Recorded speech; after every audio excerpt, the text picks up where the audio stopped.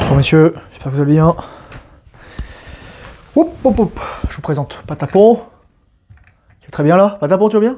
Patapon, il en a les bras de Morphée là.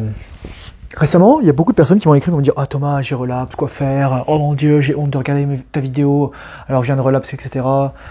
Pour X ou Y raison. Je voudrais faire un guide, et je pense que je ferai une vidéo là-dessus, mais pour vous expliquer qu'est-ce qu'il faut faire si vous éjaculez.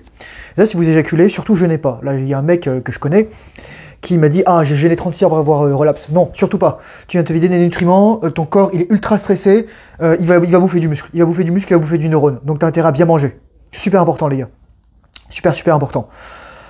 Donc ça, c'est la première chose. Deuxièmement, c'est tu dois faire le post-mortem. Dans l'armée, on appelle ça AAR, After Action Report, ou alors les RETEX. Donc en gros, les retours d'expérience. Pourquoi? Parce que tu dois comprendre ce qui s'est passé. Moi, tu vois, je te fais beaucoup de vidéos, je t'explique qu'est-ce qui se passe dans ta tête quand tu as envie de te branler. Faut savoir que l'envie de se branler, l'envie d'éjaculer, c'est un truc, c'est une habitude, on l'acquiert. Il y a des bonnes habitudes et des mauvaises habitudes. Comment tu fais la distinction entre la bonne habitude et la mauvaise habitude? Où est-ce qu'il est le sacrifice? Est-ce qu'il est dans le futur ou dans le présent? Si le sacrifice est dans le futur, bah en fait c'est une mauvaise habitude, et donc en fait le bénéfice est dans le présent. Donc alors qu'en général, une bonne habitude, c'est tu sacrifies le présent pour avoir un meilleur futur. C'est ça, c'est juste ça. C'est, comme on disait Alex Hormozy, Rich People Think in Decade. Je voudrais venir sur le sujet de cette vidéo. Donc tout d'abord en remerciant Thomas qui en a acheté ma formation. Merci gratuit mec. Chaque fois que les gens achètent ma formation, je leur envoie un petit message pour juste leur dire bienvenue, etc. Et aussi, il faudrait que je le mette ça sur la page de vente, mais vous avez un accès privilégié à moi si vous avez des questions. Donc c'est pour ça, voilà, je fais pas de coaching en particulier, mais si vous avez une question, je vous fais un petit loom, etc. Il y a des gens qui peuvent témoigner dans les commentaires ou ailleurs que voilà, si vous avez des questions, je vous fais un petit loom, ou alors on discute, etc. Mais en général, je veux pas trop te faire de coaching parce que c'est pas mon genre de truc à faire.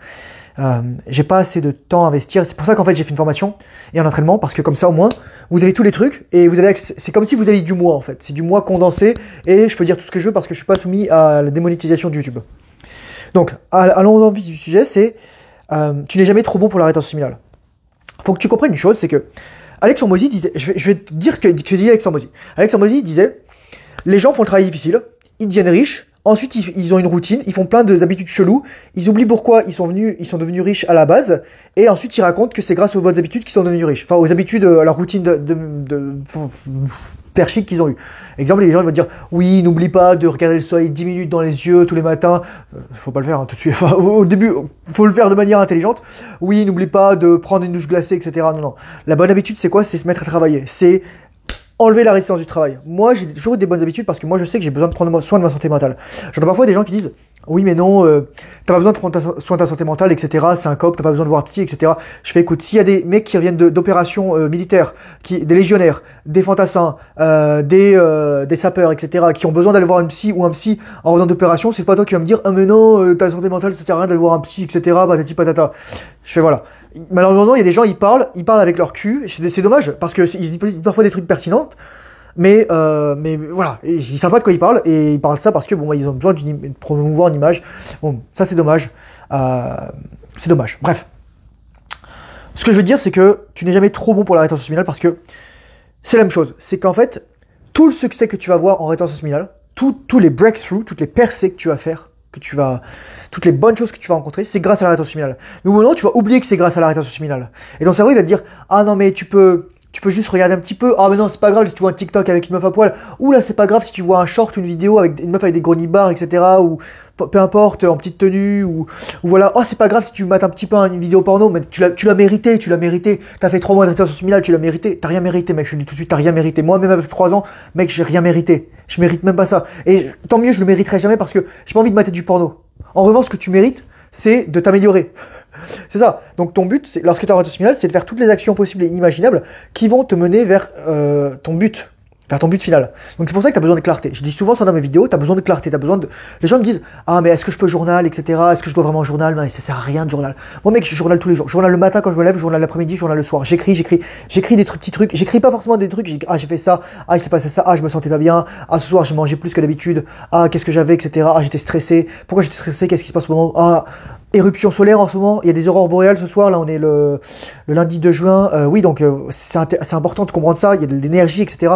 Moi j'étais très énervé, très stressé aujourd'hui, je le sentais, j'avais du mal à me concentrer, j'avais du mal à travailler sur ce que je voulais faire, j'avais du mal à à faire les tâches. Là, je suis en train de faire du rangement, je range dans des cartons, etc. Et là, je devais nettoyer ma salle de bain, je l'ai même pas fait. Enfin, je suis dégoûté. Voilà, je suis dégoûté de moi. Mais parfois, il faut le comprendre, il faut accueillir. Et c'est ça qu'il faut se dire aussi, c'est que comme tu dois accueillir toutes les bonnes choses, tu dois savoir accueillir les mauvaises choses dans le sens où parfois tu auras des émotions négatives, parfois tu auras des tensions, parfois tu auras des choses qui vont te rappeler que, oh mon Dieu, tu es un être humain, tu as des hauts et des bas, etc. Et dans ces moments-là, tu prends un step back et va faire un tour, va marcher 1 heure dehors, va te balader, respire un coup, fais une méditation de Wim Hof. Moi j'ai besoin d'en faire une là, je sais que j'ai besoin d'en faire une.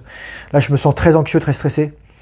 Alors pour aucune raison, tout va... Non, j'allais encore dire tout va bien, mais c'est pas vrai. Il y a beaucoup de, comme on dirait dans Star Wars, ressens une perturbation dans la force. Oui, dans le subtil, dans les hautes sphères, dans les différents plans de l'existence, il se passe des choses qu'on n'est pas encore capable de comprendre, mais on les ressent nous. Comme si, tu vois, t'avais une guerre au loin, et tu sais, les obus qui éclatent, bah, ça faisait, t'entendais le bruit sourd, la terre qui tremble, etc. C'est des énormes explosions, et toi, t'es loin, et tu sens, en fait, la terre qui tremble, tu sens les ondes sonores qui se propagent à travers soit le sol, à travers soit l'air.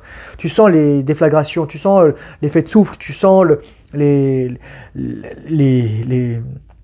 vagues qui brisent la barrière du son, quoi, qui vont à plus de 800 km/h. Donc c'est ça. Donc tu n'es jamais trop bon pour la rétention séminale, tu n'es jamais trop fort. Parce que en fait, lorsque tu vas commencer à te dire ça, tu vas te dire, ah ça y est, c'est bon, je peux éjaculer.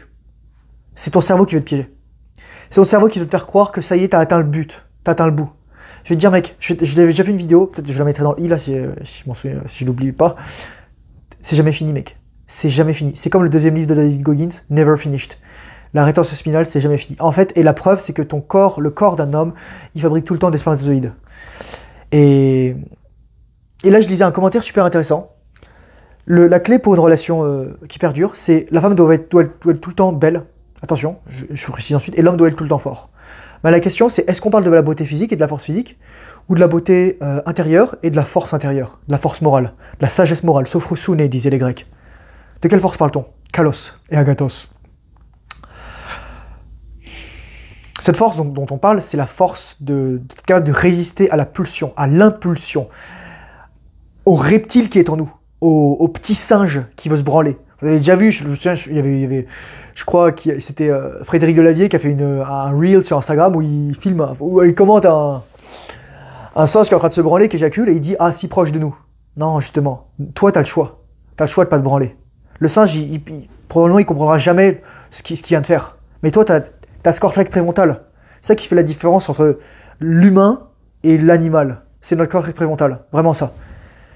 Le fait qu'il soit aussi développé. Je dis pas qu'il n'est pas développé chez les espèces, mais beaucoup plus faible, voire pour la plupart inexistant.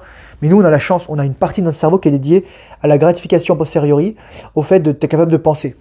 Jordan Peterson disait que notre cortex préfrontal est né de notre cortex moteur, qui est en fait le lobe temporal ou tout ça à ce niveau-là, pariétal. Et en fait, il est venu pour qu'on imagine des plans, pour qu'on meure dans nos pensées, pour pas mourir dans la réalité.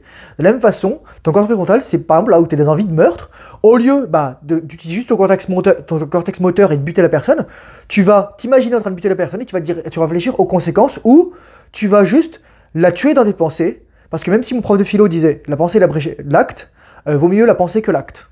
Moi je dis ça. Voilà. Donc c'est super important ce que je te dis là, c'est vraiment, faut que tu te rentres ça dans la tête, t'es jamais trop bon, c'est jamais fini, et ne te cherche pas d'excuses. Là encore aujourd'hui, sur Discord, je n'ai pas voulu aller plus loin, il y a un mec qui me disait « Ah mais c'est sectaire, la propagande, etc. » Je fais « C'est quoi ce discours ?» Je ne donne pas son nom, normal, mais je préfère dire ces trucs sur la rétention séminale. Et oui, je comprends que tu peux aller sur ton OFAP et être en rétention séminale, non. La rétention séminale, c'est pas juste pas se branler, c'est la conservation active de ta substance. C'est pas juste « Je subis, oh mon Dieu, vivement que je relâche ». C'est même pas ça, mec. Et c'est pour ça que j'ai fait toute une formation qui est dédiée à la capacité à cultiver l'énergie à l'intérieur. D'ailleurs, je vais rajouter des modules parce que là, je viens de m'acheter le cours de Mantak-Chia pour tout ce qui est la sexualité à travers le Tao, etc. La cultivation de l'énergie à travers le Tao.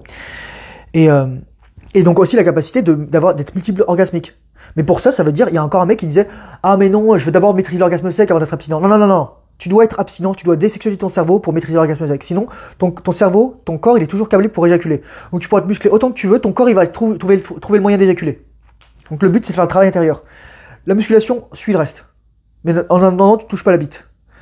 Abstinence, célibat, chasteté, pas de pensée sexuelle. Là, vous voyez, moi par exemple, je suis tombé sur une vidéo là, Et c'est une meuf qui a les giganibars, et en fait, j'ai scroll direct en bas. Je scroll direct en bas. Je suis surpris par la force. Il y a des moments, je suis dans la rue, et là, je fais ça. Je détourne mon regard des femmes. Surtout, là, c'est l'été, et voilà. Et c'est drôle parce que Thaddeus, sur sa chaîne, il a fait une vidéo sur les filles l'été deviennent folles de toi quand t'es en rétention séminale. Mais c'est la vérité, en fait. Moi, tous les étés, depuis l'été 2022, où je suis allé me balader torse nu, avec mon corps là, en shape, etc., mon corps d'été, c'est les meufs, elles ne font que mater. Est-ce que c'est toutes les meufs? Non, parce que je pense qu'il y a une typologie des femmes en rétention séminale, et je pense que je fais ma prochaine vidéo.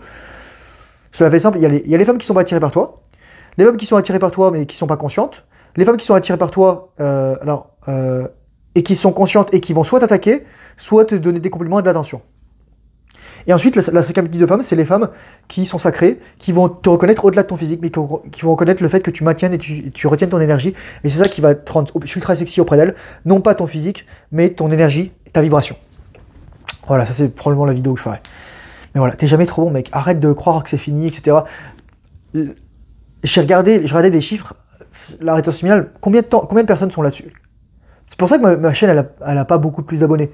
Parce qu'il y a tellement de mecs, et encore, parmi tous ceux qui regardent, combien sont à plus de 10 jours? Combien sont à plus de 30 jours, 90 jours, 1 an, 2 ans, 3 ans? Très peu. Très peu. Et c'est toi qui dois montrer l'exemple. Tu peux pas convaincre quelqu'un d'être rétentionnel. Tu dois juste montrer l'exemple, réussir, et le mec, soit il acceptera, soit il acceptera pas. N'oublie jamais une chose, c'est qu'il y a des gens, ils seront jamais en rétentionnel dans cette vie, et ils seront jamais en rétentionnel dans une autre vie. Et il faut que tu fasses la paix avec et que tu l'admettes. Donc voilà, pas grand chose à dire, pas grand chose à faire. Juste profite de l'été bientôt là. Là il va faire beau, nous en tout cas à Montréal ça va être bien. Mais ouais, d'ailleurs aujourd'hui j'étais dehors, j'ai beaucoup marché, je crois que j'ai dû faire 16 km de marche. Je suis éclaté, je suis fatigué. Ouais. C'est juste dire... N'oublie pas que tous les bénéfices, toutes les réussites, toutes les bonnes choses qui t'arrivent aujourd'hui, c'est grâce à la rétention séminale. Dès que tu oublies ça, tu vas relapse. Et il y a un mec qui a raconté ça sur... je mettrai le lien dans la description et dans le commentaire. Il a oublié que c'était grâce à la rétention séminale qu'il avait toutes les bénédictions du monde. Et ensuite il s'est dit, ah mais non c'est bon, je peux relapse. Boum. 4 mois et demi foutu en l'air. Tu vas me dire, mais Thomas, tu perds pas tous les bénéfices? On va simplifier ici. 90%, 80%. Ça coupe ton élan, tu te coupes les ailes en fait. Tu dois réapprendre à voler. Tu repars de zéro.